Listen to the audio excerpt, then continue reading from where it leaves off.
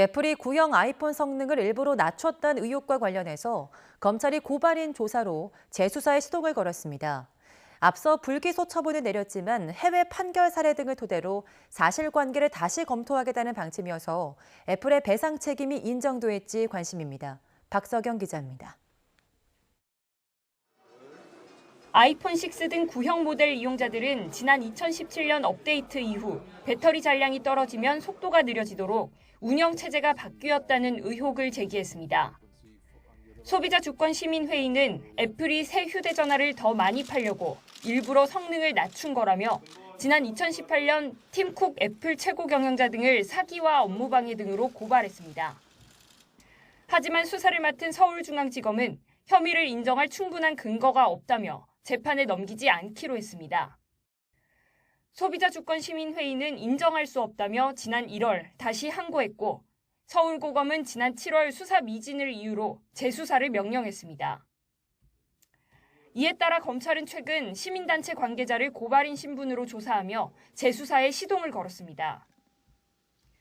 특히 검찰은 최근 외국에서 애플사의 잘못을 인정한 사례 등 소송이나 여러 가지 과정에서 확인된 추가 내용에 대해 주목하고 있습니다. 실제로 미국과 이탈리아, 프랑스는 성능 저하에 대한 적절한 고지가 없었다며 벌금이나 과징금을 매기는 등 애플의 책임을 인정하는 판결을 내놨습니다. 다만 애플사에 대한 강제 수사는 현실적으로 어려운 만큼 사법 공조 등으로 최대한 관련 자료를 확보한 뒤 과학수사 전담부서에 맡겨 실제 문제가 있는지 살펴볼 예정입니다. 검찰 수사가 다시 본격화하면서 아이폰 이용자가 10,000명 가까이 참여한 민사소송도 결론을 내리지 않고 일단 수사 상황을 지켜보기로 했습니다.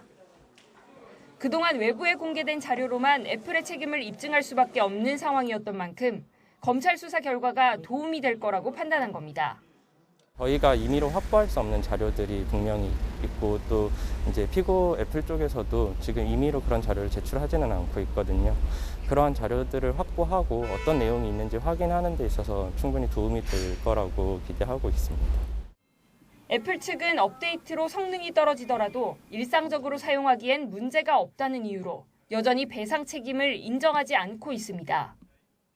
한 차례 면죄부를 줬다가 9개월 만에 다시 수사에 들어간 검찰이 이번엔 애플 측의 책임을 제대로 밝혀내 이용자들이 제대로 된 보상과 사과를 받을 수 있을지 주목됩니다. YTN 박서경입니다.